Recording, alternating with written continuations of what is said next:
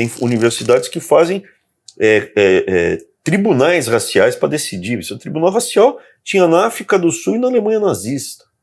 Então, assim, você chega lá, eu preciso ter a cota porque eu sofri, eu tenho baixa autoestima, porque eu sou negro, eu sou cigano, sei lá por quê, e isso me atrapalhou e eu preciso ter uma diferenciação, e isso vai valer por 10 anos ou 15 anos, não pode ser para sempre, porque senão a gente está perpetuando, a gente está chancelando que o Brasil sempre vai ser um país injusto e não um país miscigenado como eu acho que é. Tem racismo no Brasil? Tem.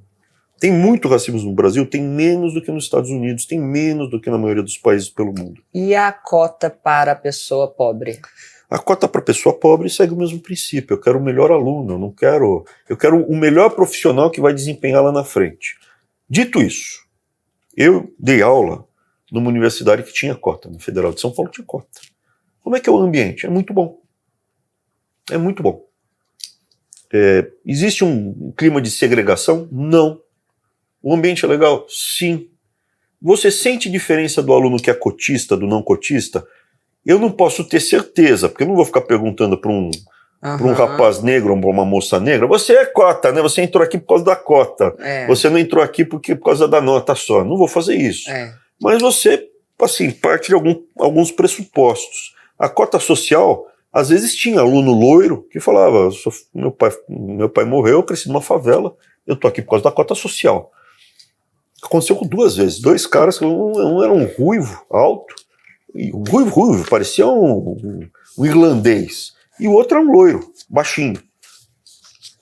Então, assim, a gente tem os nossos pré-julgamentos, os nossos preconceitos de achar que na Universidade Federal, todo negro vai ser cotista, o que já não é legal por isso, porque eu estudei na USP e tinha aluno negro, e não era um ou outro, tinha alguns. Tinha muita gente que era misturada, que você olhava assim, pô, né, que é? É uma mistura. Mas tinha aluno negro. O que eu sou contra, completamente contra, é cota. Então, assim, tem que acabar. Vamos por etapas.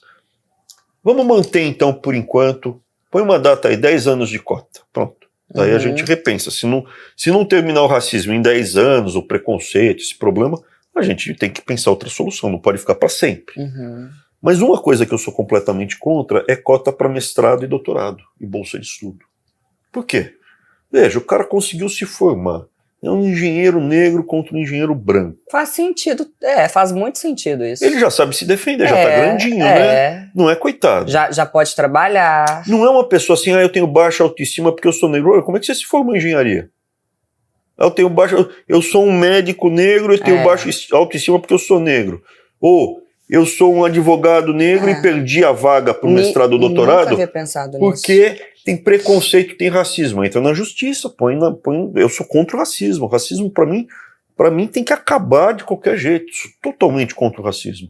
Agora, eu sou a favor da justiça. Um cara adulto, grandão, formado, bem pago, não precisa ter cota.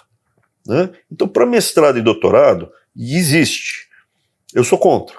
No meu último dia no MEC, eu assinei o fim das cotas para mestrado e doutorado. Só que isso foi revertido na Câmara. Né? E você acha, pelo que você está falando aqui, houve uma espécie de perseguição com você até nos seus erros de português, né? Sim. Só que assim, eu na condição de professora, eu via seus erros e eu falava, gente, mas todo mundo erra uma coisa dessa. Você digita, às vezes você erra, você tá distraído. O que acontece? E era super valorizado, não era o seu erro? Eu tenho 3 filhos, esposa, estava sob imensa pressão, cuidando de 20 coisas, vendo noticiário, e aí lá pelas tantas saiu Impressionante com C. Meu Deus do céu, eu não sei como é que eu escrevi Impressionante com C. Pois é. Eu não sei como é capaz de fazer isso. Às vezes você tá lá, apertou errado, era excessivo. Daí você fala assim, mas não tinha corretor, trocou Kafka, tá com Kafka. Pô, tudo bem, tá na hora do almoço, chama-se erro sugestionável, né? Pô, não tava pensando na comida, troquei Kafka por Kafka, pô, por que eles fizeram isso? Porque não tinha outra coisa para bater. E também pelo fato de ser ministro da Educação. Né? Como que o ministro da Educação vai errar? Porque o Haddad cometeu erros... E não fizeram isso com ele? Iguais ou piores, escreveu assim... Eu sou professora normativista, gramaticista, eu amo a gramática e de vez em quando eu erro. Não, mas é diferente você escrever no computador, principalmente aqui, eu não, falando, andando na rua, eu escrevo, eu tuito, eu tô andando no carro, então às vezes sai erro. É diferente você sentar num lugar, no computador ou com papel e caneta e você concentrado escrever. São processos diferentes. O que eu posso falar? Eu fiz o vestibular e entrei na USP sem cursinho, com 17 anos, recém-feitos. Então, assim, você pode pegar os meus textos, eu escrevi textos para jornal, a minha dissertação de mestrado está em inglês, mas tem coisas que eu escrevi em português. Você vai ver que a minha escrita, o meu texto é bom, é razoável. É razoável, não é bom, o meu texto é bom. Mas... eu achava que era implicância. Sim, mas por que era essa implicância? O Haddad cometeu, e o Haddad não é burro, a formação dele é sólida. Ele cometeu erros também, outros devem ter cometidos, mas eu lembro assim do Haddad, porque ele ficou muito tempo, e ali eu lembro que ele cometeu erros na mesma época, e algumas pessoas mostraram, fizeram isso para me defender, pegaram erros do Haddad para me defender. Eu acho que foi porque não encontraram nada para falar. Eu estava enfrentando um monte de coisas erradas lá dentro, um monte de interesses, e eles foram atrás de tudo. Tanto é que inventaram mentiras, né? Falaram que eu estava processando a minha mãe, para arrancar todo o dinheiro da minha mãe. E a minha mãe já havia falecido há mais de 20 anos. Não, você pensa assim, não é possível. Não é possível uma mentira tão deslavada. E o pior que até provar que não é verdade. Não, a Alice Portugal falou na comissão, na minha frente. Isso. Ela estava do lado do presidente da UNE. O presidente da UNE eu pude processar, ele já foi condenado, já perdeu. Ela eu não posso processar porque ela tem imunidade parlamentar. Então, o parlamentar pode mentir, pode falar o que quiser. E ok. Eu não posso. Eu, como ministro, tudo que eu falo, tudo que eu falei, se eu tivesse mentido, eu teria perdido algum processo. Eu levei 178 processos. Nunca tinha levado nenhum processo na minha vida. Como ministro, eu levei. Tem drogas nas universidades. Mentira, processo, tá bom, processo. O Enem tem alguma coisa errada aqui no Enem, não sei o que lá, processo, tá bom, processo. Tem de ser um ministro mudo, né? Não, se você for subserviente, eles não vão te processar. Se você atender aos interesses deles, não vão te processar. E aí o que aconteceu? Eu ganhei todos, não perdi nenhum desses processos, ganhei todos, tudo era verdade. Então no Brasil ser polêmico é falar a verdade. Se você falar, eu descobri que eu fui o primeiro cara no Brasil que falou que tinha drogas nas universidades.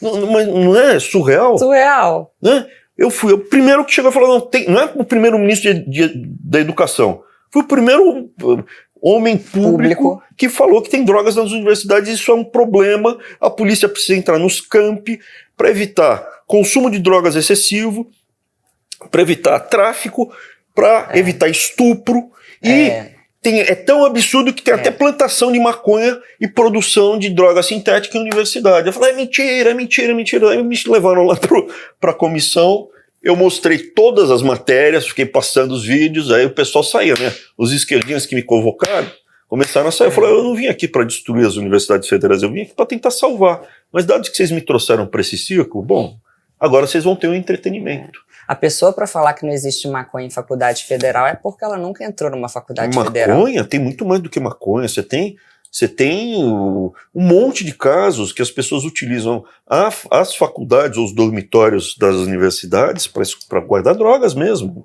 para tráfico.